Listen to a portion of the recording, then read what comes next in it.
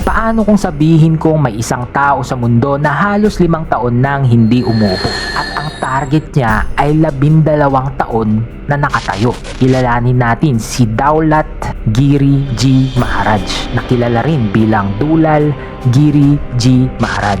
Isa siyang Hindu ascetic o sadhu na kabilang sa grupong tinatawag na Standing Babas. Bilang bahagi ng kanyang panata kay Lord Shiva, nangako siyang hindi uupo at hindi hihiga sa loob ng 2 taon. Kapag nagpapahinga siya, gumagamit lamang siya ng lubid o harness habang nananatiling nakatayo. Ayon sa mga ulat, 5 taon na ang nakakalipas mula nang simulan niya ang panatang ito.